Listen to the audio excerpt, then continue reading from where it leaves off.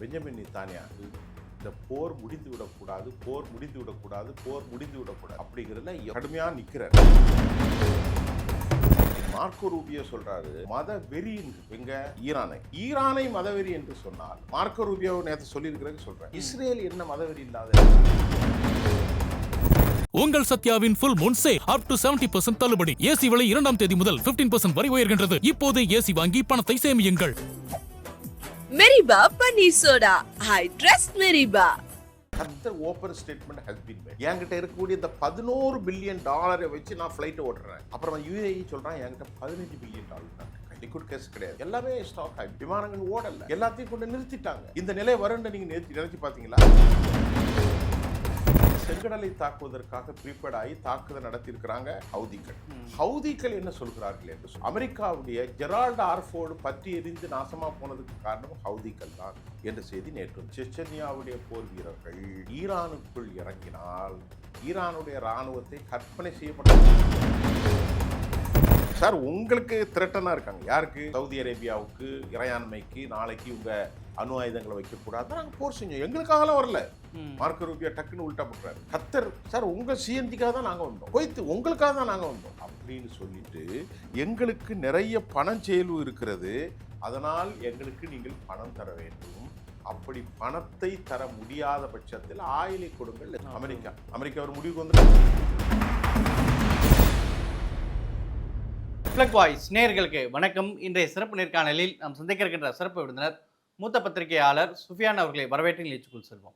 Sir வணக்கம். வணக்கம். போர் நிறுத்தம் குறித்து பார்க்கும்போது இப்போ இதுவரைக்கும் என்னென்னா அமெரிக்கா தான் பேச்சுவார்த்தை நடத்துது ஈரானோட, எங்கள் தொடர்பில் தான் பெஞ்சமின் நெத்தன்யாஹு சொன்னார். இப்போ பெஞ்சமின் நெத்தன்யாஹு என்ன சொல்கிறாருன்னா, ஈரானுடைய அணு ஆயுதங்களை நாங்கள் தாக்கிட்டோம், ஏவுகணைகள்லாம் நாங்கள் தாக்கிட்டோம், அதாவது பேரழிவு திட்டங்கள் எல்லாத்தையும் நாங்கள் அழிச்சிட்டோம் அப்படின்னு சொல்லி அவர் சொல்றாரு. இப்போ இது வந்து நெதன்யாகும் இந்த போர் நிறுத்தத்துக்கு இணங்கி வராருன்னு புரிஞ்சுக்கலாமா? நெத்தன்யாகு மட்டும்தான் இந்த போரை நிறுத்தக்கூடாதுன்னு கடுமையாக நிற்கிறார்.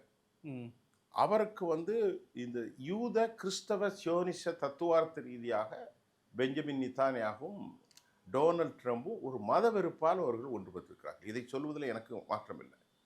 பிப்ளிக்கல் நாம்ஸ் என்ன சொல்லுதோ அதை நம்புறாரு, அவங்க நம்புவாங்க. யூதர்கள் இன்னைக்கு மார்க்கோ ரூபியோ சொல்றாரு ஒரு மத வெறின்கிறார். எங்க ஈரானில் மதவெறி என்றால் உங்களை வந்து தாக்கினால் தானே மதவெறி. அவன் நாட்டுக்கு இப்போ சவுதி அரேபியா இருக்குங்க, சவுதி அரேபியா ஒரு மதவெறி பிடித்த நாடா இல்லையே? இன்னைக்கு இந்தியாவில் இருக்கக்கூடிய எல்லாரும் அங்கே ஒர்க் பண்ணுறாங்க, ரொம்ப வல்லமையோடு இருக்கிறாங்க.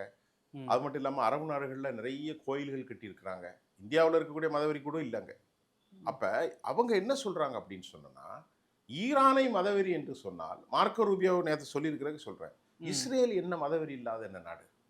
அதாவது God promised land Jerusalem, God promised land Canaan தேசம், God promised land Palestine, Syria, Golan குண்டுகள், ஜோர்டான் எல்லாமே எங்கள் நாடு தாங்கிறார். அப்போ இது மதவெறி இல்லையா? Have you got of any appropriate evidence? Let it be very clear. அப்போ கேட்டால் அவங்க என்ன சொல்றீங்க, இது சரி பண்ணுங்கன்னு கேட்டால், இல்லை எங்களுக்கு பைபிளில் சொல்லியிருக்கு, ஓல்ட் டெஸ்ட்மெண்ட்ல சொல்லியிருக்கு. யார் சொல்றா? யூதர்கள். நாங்க தான் we belongs to God, நாங்கள் கடவுளுடைய கடவுளுடைய சமூகம். அப்ப இது மதவெறி இல்லையா? நான் கேட்கறது சொல்லுங்க. இதுதான் பெரிய மதவெறி. இந்த வெறிக்கு உட்படுகிற கிறிஸ்தவ சியோனிசத்தை பின்பற்றுபவர்கள் தான் டொனால்ட் ட்ரம்ப். புரியுதா உங்களுக்கு? இஸ்லாமிய பயங்கரவாதம் கடுமையாக கண்டிக்கப்பட வேண்டிய விஷயம். அப்படி என்றால் ஒரு மதவெறி தலைவனாக இருக்கக்கூடிய சிரியாவில் யார் இருக்கா? சிரியாவில் யாருடைய ஆட்சி நடக்கிறது? அல் சரா முகமது கோலானி. நான் ஏற்கனவே சொல்லியிருக்கேன், அவர் யாரு? Who is al Sharaa, who is Muhammad bin Golani? HTS என்ன? ஹயாத்து தஹ்ரீக் அல் ஷாம். ஹயாத்து தஹ்ரீக் ஷாம் எப்படி மாறிச்சு? அது 2017 முன்னாடி யாரா இருந்துச்சு? இன்னைக்கு சிரியாவில் ஆட்சி செய்யக்கூடிய யாரு? அவன் தலைக்கு அமெரிக்கா எத்தனை மில்லியன் கோட் பண்ணாங்க, எத்தனை மில்லியன். இன்றைக்கு அவன் அல்லுமா இல்லை, அல் கொய்தாவுடைய ஒசாமாவுடைய வெறும் க்ளோஸ் அசோசியேட். அது மட்டும் இல்லாமல் IS அமைப்பினுடைய அபூபக்கர் அல் பாக்தாதியோடு இணைந்து IS என்கின்ற ஒரு படுபயங்கரமான மனித சமூகத்துக்கு எதிரான பயங்கரவாதத்தை இயக்க எஸ்டாப்ளிஷ் பண்ணவர் தான் யாரு? அல் சார் அபு முகமது அல் கோனானி, ஹயாத்து தஹ்ரீக் அல் ஷாம். எங்க? சிரியாவில் இருக்க. அவரை கூப்பிட்டு அவருடைய ஆட்சி அங்கே நியமிச்சிட்டீங்க. எங்க? பத்ருல் ஆசாத்து டிஸ்பிளேஸ்டு, அங்கிருந்து ஓடி போய்விட்டார், அவர் எஸ்கேப் ஆயிட்டார், அவர் மைக்ரன். ஆனால் அவருக்கு பதிலாக நீங்கள் அபு முகமது அல் கோலான் என்ற மிகப்பெரிய பயங்கரவாதி, ஒசாமாவுடைய பணியாற்றிய அல் கொய்தாவுடைய பயங்கரவாதி, ஐஎஸ் அமைப்பு என்ற மனித சமூகத்துக்கு எதிரான பயங்கரவாதியை அந்த நாட்டின் தலைவனாக்கி அமெரிக்க கொடிகளை பறக்க விட்டு வெள்ளை மாளிகையில் 5 நாள் விருந்து சாப்பிடுகிற அளவிற்கு ஒரு பயங்கரவாதிகளை வைத்திருக்னால் நீங்கள் எப்படி பேச முடியும்? நீங்கள் எப்படி மதவெறி என்று பேச முடியும்? நீங்கள் இப்போ கேட்ட கேள்வி என்ன கேள்வி கேட்டுவிட்டீர்கள்? இவர்தான் நெத்தன்யாகு வந்து அந்த போரை இப்பொழுதுதான் சொல்கிறேன். நீ கேட்ட கேள்விக்கு இன்று கூட வந்திருக்கிற செய்தி, முடிந்த வரை நெத்தன்யாகு ஈரானை விட்டுவிடக்கூடாது. ஆனால் அதற்கு வாய்ப்பில்லை. அவர்களுடைய கடைசி இலக்கு என்ன தெரியுமா? ஈரான் அணு ஆயுதங்களை 434 43 ஒரு 450 கிலோன்னு வச்சுக்கோ, இதை தூக்கிட்டு வந்துடணும். அப்புறம் அவங்கள்ட்ட எனக்கு நேற்று ஒரு சஜஷன் பார்த்தேன், 90% என்ரீச் செய்யப்பட்டு விட்டால் அணுகுண்டுகளாக மாறிவிடும். ஆனால் 60% அது சென்ட்ரிஃபியூஜ் பண்ணக்கூடிய சென்ட்ரிஃப் பண்ணிட்டாங்க. இப்போ அதை உடனே வந்து நியூக்ளியர் சயின்டிஸ்ட் இல்லாமல் பொறியாளர்களாகவே அணுகுண்டா 13 குண்டுகளாக மாற்ற முடியும். அதை தூக்கிட்டு வந்துருங்க. பலிஸ்டிக்ஸ் ஏவுகணைகளை கண்டெயின் பண்ணுங்க. ஒரு 300 கிலோமீட்டர் 200 கிலோமீட்டர் மட்டும்தான் அடிக்கிற மாதிரி வைத்துக்கொள்ளுங்கள். அது மட்டும் இல்லாமல் ப்ராக்சிகள், ஹிஸ்புல்லா, ஹவுதி, அப்புறமா ஷியாட்டி ஹிஸ்புல்லா, ஹத்தாபி ஹிஸ்புல்லா, இவர்களுக்கு ஷியாவுடைய அமைப்புகள் யாருக்குமே ஃபண்ட் பண்ணக்கூடாது. அப்புறமா வந்து இன்னும் நிறைய விஷயங்கள் கோட் பண்ணாங்க. இது எதுவுமே ஏற்றுக்கொள்ள மறுத்து விட்டாங்க. நீ முதல்ல அவங்க என்ன சொல்கிறாங்க, அந்த 15 பாயிண்ட் பாகிஸ்தான் சொன்னான். பாகிஸ்தானுக்கு என்ன சொல்லிட்டாங்க, ஏப்பா நீ யாருன்னு எங்களுக்கு தெரியும். பாகிஸ்தானுக்கு பெரிய அவமானத்தை பாருங்க, நீ யாருன்னு தெரியும். அவன்கிட்ட வாங்கி சாப்பிடக்கூடிய ஆள் நீ. அவன் உனக்கு IMF மூலமாக, இன்டர்நேஷ்னல் மானிட்டரி ஃபண்ட் அதெல்லாம் சொல்லலை, அதன் மூலமாக அவர்கள் வேலை செய்து அவருக்கு வேலை செய்கிற ஆள் தானே. அதை மனசில் வச்சுட்டு பாகிஸ்தான் கொடுக்கக்கூடிய தீர்வு எவ்வளோ மோசமான தீர்வாக இருக்கும். துருக்கி யாரு? நேரத்திற்கு நேரம் இடமாறக்கூடியவர் தான் எரடோகன். எகிப்து அப்துல்லா அல்சிசி யாரு? அவர் இவருடைய ஆள். யாருடைய ஆள்? அமெரிக்காவுடைய ஆள். இவர்களை எல்லாம் இணைத்து ஒரு சீஸ் ஃபயர் அவர் ஏற்றுக்கொள்ள மாட்டார். ஆனால் கடைசி வரைக்கும் இவர் பெஞ்சமின் நெத்தன்யாகு இந்த போர் முடிந்து விடக்கூடாது அப்படிங்கிறதுல எவ்வளோ ப்ரெஷர் கொடுக்கணுமோ அங்கே மேலே கொடுக்குறாங்க. சரி, இன்னொரு விஷயம் என்னன்னா, ஹர்முஸ் ஜலசந்திக்கு பதிலாக சவுதி மூலம் நேரடியாகவே ஒரு பைப்லைன் போடுவதற்கான முயற்சிகள், ஒரு திட்டத்தை வந்து முன்மொழிஞ்சிருக்கிறாராம் பெஞ்சமின் நெத்தன்யாகு. அது மூலம் சாத்தியமா? அதெல்லாம் என்னைக்கு சாத்தியம்? இன்னைக்கு உள்ள விஷயத்தை பார்த்தா இனி அடுத்து ஒரு லைனை போட்டு அதெல்லாம் வந்து உடனே அதுக்கு எத்தனை ஆண்டுகள் ஆகும், எவ்வளோ பிளான் ஆகும், எவ்வளோ ப்ராஜெக்ட் ஆகும். இன்னைக்கு கத்தர் கையில் எவ்வளோ பணம் இருக்குது தெரியுமா? $11 பில்லியன். கத்தர் open statement has been made. என்கிட்ட இருக்கக்கூடிய இந்த $11 பில்லியன் வச்சு நான் ஃப்ளைட்டை ஓட்டுறேன். அப்புறமா UAE சொல்கிறான், என்கிட்ட $15 பில்லியன் தான் இருக்குது கையில். லிக்விட் கேஸ் கிடையாது, எல்லாமே ஸ்டாக் ஆகிடுச்சு. விமானங்கள் ஓடலை, எல்லாத்தையும் கொண்டு நிறுத்திட்டாங்க. இந்த நிலை வரும்னு நீங்கள் நினைச்சு பார்த்தீங்களா? இன்னைக்கு துபாயில் யாருமே இல்லை. நேற்று நான் சில நண்பர்களுக்கு ஃபோன் பண்ணி கேட்குறேன், யாருமே இல்லை, ஹோட்டல் எல்லாம் காலி. அடித்துக்கிட்டு நேற்று UAEல 250 பேர் 200 பேரை ஒரே இதில் 200 பேர்னு சொல்லப்படுது. 200 அதுக்கு மேலேயே எனக்கு தெரியாது, குறைஞ்சபட்சம் 200 பேர் அமெரிக்கர்கள் தளங்கள் முழுவதுமாக அழிக்கப்பட்டு கொண்டிருக்கிறது. இதுக்கு இடையில இவங்க குண்டு போட்டாங்க பார்த்தீங்களா? யார்? அமெரிக்கர்களும் இவர்களும். அவங்க எதை போட்டாங்கன்னு சொல்கிறாங்க. டென்மார்க்லேருந்து ஒரு செய்தி, நேற்று வந்து வலிமையான கெமிக்கோஸ், ஏற்கனவே சிஜில், கொரம்சோர், அப்புறமா ஃபத்தே 1 ஃபத்தே 2, அதே மாதிரி ஷஹாபு, கதர் ரொம்ப முக்கியம்.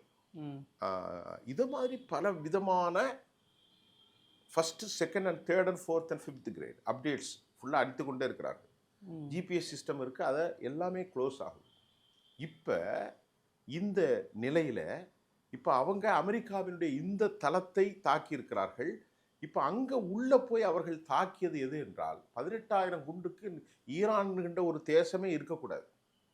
ஆனால் என்ன, இன்னும் கூட அவர்களுக்கு இருப்பது காரணம் என்னவென்றால், இவர்களுடைய எந்த குண்டுகளும் அவர்களை தொலைக்க முடியாத கிரானைட் மலைகளுக்கு அடியிலே 500 மீட்டருக்கு கீழே. இதெல்லாம் ஆதாரமான செய்தி, நம்ம ஊரில் போகிற லோக்கல் மேகசின் செய்தி கிடையாது.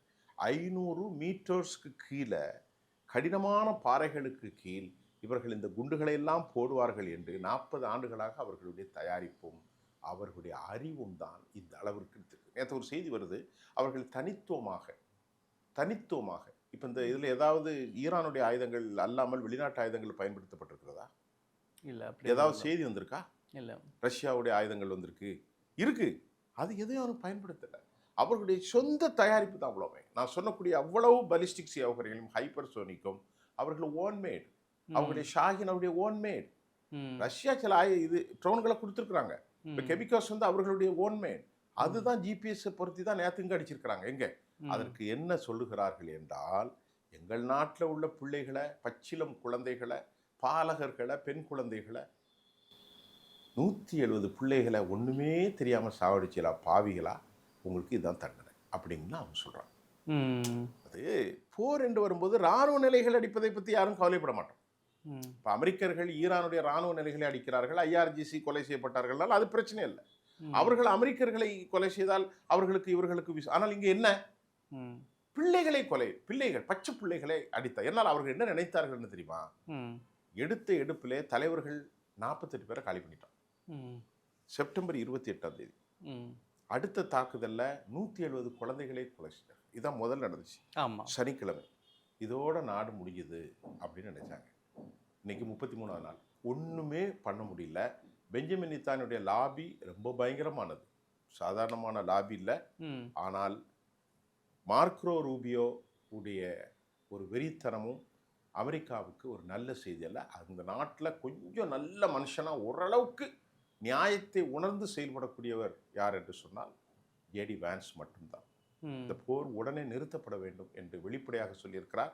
பீட் ஹெட்ஸ் மோசமானவர், அது மாதிரி மைக் ஹக்குபி மிக மோசமானவர், மார்க்கோ ரூபியோ மோசமானவர், ஜேடி வான்ஸ் மட்டும்தான் ஓகே.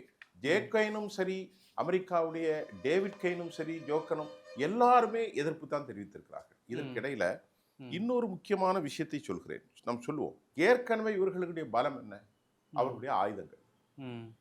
அது மட்டும் இல்லாம என்றும் யாரால் எதிர்பார்க்க முடியாமல் ஹிஸ்புல்லாவுடைய தாக்குதல்கள். ஹிஸ்புல்லாவை இவர்கள் உள்ளே சென்று லிட்டானியன் ஆற்றுக்கரைக்கு அந்த பக்கம் ஃபோர்ஸ் பண்ணி தெற்கு கரையோடு நகர்த்துறாங்க. ஆனால் அவர்களுடைய ரிதுவான் படைகள் எப்போதும் இல்லாத கடும் தாக்குதலை நடத்துகிறார்கள். ஒன்று. அடுத்து செங்கடலை தாக்குவதற்காக ப்ரீபேர்ட் ஆகி தாக்குதல் நடத்தியிருக்கிறாங்க ஹவுதிகள். ஹவுதிகள் என்ன சொல்கிறார்கள் என்று சொன்னால், அமெரிக்காவுடைய ஜெரால்டு ஆர்ஃபோர்டு பற்றி எரிந்து நாசமாக போனதுக்கு காரணம் ஹவுதிகள் தான் என்ற செய்தி நேற்று வந்திருக்கிறது. அடுத்து 2,68,000 மேற்பட்ட ப்ராக்சிகளின் மிக முக்கியமாக ஈராக்கில் இருக்கக்கூடிய ஹத்தாபி ஹிஸ்புல்லா, ஐஆர்ஜிசி, பசி படைகள், துணை இராணுவ படைகள், ஏற்கனவே இருக்கக்கூடிய சிரியாவின் ஏராளமான குழுக்களை தாண்டி நேற்றைக்கு செச்சன்யா அறிவித்திருக்கிறார்கள். செச்சன்யா வந்து ஒரு இஸ்லாமிய நாடு. அந்த நாட்டில் பயங்கரமான வன்முறைகளை கட்டவிழ்த்தார்கள் சோவியத் ரஷ்யா. 2002ஆம் ஆண்டு ஒரு சமாதான தீர்வு வந்தது. தரைவழி தாக்குதல் பண்ண நாங்க இறங்குவோன்னே சொல்லியிருக்கிறாங்க. முடிஞ்சு போச்சா? அவர்கள் சொல்லுகிறார்கள், இது எங்களுக்கு மேல் கடமையாகிவிட்டது. சொல்லி அவர் ஸ்டேட்மெண்ட் வந்திருக்கு, எங்களுக்கு இது கடமையாகிவிட்டது, அநீதிக்கு எதிராக நாங்கள் போராட வேண்டிய ஒரு படைகளாக இருக்கிற நாள் ஜிஹாத் என்ற வார்த்தை அங்கே பயன்படுத்தப்படுகிறது. ஆனால் பலர் அந்த ஜிஹாதுங்கிற வார்த்தைக்கு மேற்கத்திய உலகம் என்ன சொல்வது, பயங்கரவாதம் என்று தான் அப்படி தான் சொல்லி வைத்திருக்கிறார்கள். ஆனால் அவர்கள் சொல்லுகிறார்கள், அநீதிக்கு எதிரான ஜிஹாதை நாங்கள் செய்ய போகிறோம். நாங்கள் உடனடியாக எங்கள் உம்மா இந்த வார்த்தையை பயன்படுத்துகிறார்கள், அவர்களோடு இணைய போகிறோம். ஏனென்றால் இவர்களை சோவியத் யூனியனுக்கு எதிராக தண்ணி காட்டிய சமூகம். 2002 சோவியத் யூனியன் எல்லாருடைய ஆறுகளும் 2002 ஒரு அக்ரிமெண்ட்டை போட்டாங்க. 90களுக்கு முன்னாடியே இவர்களுடைய போராட்டம் நடந்தது, கடுமையாக ஒடுக்கப்பட்டார். அப்படிப்பட்ட செச்சன்யாவுடைய போர் வீரர்கள் ஈரானுக்குள் இறங்கினால் ஈரானுடைய இராணுவத்தை கற்பனை செய்யப்பட முடியுமா? ஏற்கனவே 10 லட்சம் பேர் செச்சன்யா படைகள், ஹத்தாபி ஹிஸ்புல்லாக்கள், அதே மாதிரி சிரியாவில் இருக்க போராளி குழுக்கள், ஹிஸ்புல்லாக்கள், ஹவுதிகள், பலஸ்தீனில் இருக்கக்கூடிய ஹமாஸ், என்ன செய்வார்கள் அமெரிக்கர்கள்? சொல்லுங்க, என்ன செய்ய முடியும்? ஒண்ணுமே செய்ய முடியாது. அடுத்து ரொம்ப ஒரு முக்கியமான விஷயம், நேட்டோ நாடுகள் நிரந்தரமான பகையாகிவிட்டார்கள். அதை நான் உங்கள்கிட்ட சொல்லிட்டேன். இப்ப மார்க்கோ ரூபியா என்ன சொல்றாரு அப்படின்னா, மத்திய கிழக்கு முஸ்லீம் நாடுகளில் எங்களுக்கு பணம் தரணும், எப்படி கதை பில் போடுறாங்க. இது எந்த சேனல்லையும் வரல. என்ன விஷயம்னா, மத்திய கிழக்கு முஸ்லீம் நாடுகளான சவுதி அரேபியா, மார்க்கோ ரூபியார் எக்ஸ்டர்னல் அஃபேரன்ஸ், ஐக்கிய அரபு எமிரேட்ஸ் மற்றும் கத்தர் ஆகிய நாடுகள், குவைத்து, எங்களுடைய உங்களுக்காக தானே நாங்கள் போர் செஞ்சோம், உங்களுக்கு அவங்க திரட்டனா இருக்கிறாங்கன்னு தான் நாங்கள் போர் செஞ்சோம். பில் எப்படி போடுறாங்க பாருங்க சார். உங்களுக்கு திரட்டனா இருக்காங்க. யாருக்கு? சவுதி அரேபியாவுக்கு, இறையாண்மைக்கு, நாளைக்கு உங்க அணு ஆயுதங்களை வைக்கக்கூடாது நாங்கள் போர் செஞ்சோம். எங்களுக்காகலாம் வரல. மார்க்கோ ரூபியோ டக்குன்னு உல்ட்டா போடுறாரு. கத்தர் சார் உங்க சிஎன்ஜிக்காக தான் நாங்கள் வந்தோம். கொய்த்து உங்களுக்காக தான் நாங்கள் வந்தோம் அப்படின்னு சொல்லிட்டு எங்களுக்கு நிறைய பணச்செலவு இருக்கிறது, அதனால் எங்களுக்கு நீங்கள் பணம் தர வேண்டும். அப்படி பணத்தை தர முடியாத பட்சத்தில் ஆயிலை கொடுங்கள், லெஸ் பண்ணிக்கலாம். யார் சொல்றா? அமெரிக்கா. அமெரிக்கா ஒரு முடிவுக்கு வந்துட்டா. அமெரிக்கா ஒரு முடிவுக்கு வந்துட்டு அந்த நாட்டில் ரெசஷன். இன்னைக்கு அமெரிக்காவுடைய செய்தியும் சொல்லிடுவோம். அந்த நாட்டில் இருக்கக்கூடிய ரெசஷன், அதாவது மந்த நிலை, அதிகரிப்பு இன்னும் கூடும். இரண்டாவது, ஒரு கலன் பெட்ரோல் $4 தாண்டி இருக்கிறது. அமெரிக்கர்கள் 0.0 உயர்ந்தாலே கத்துவார்களாம். $4 பெரிய அளவு தான். $3 தான் இருந்துச்சு, அப்படியே கூடியிருக்கு அப்படிங்கிறது அமெரிக்க தகவல் வந்திருக்கிறது. அமெரிக்காவில் ஒவ்வொரு பொருள்களும் பெரிய விஷயமாக போய்கொண்டிருக்கிறது.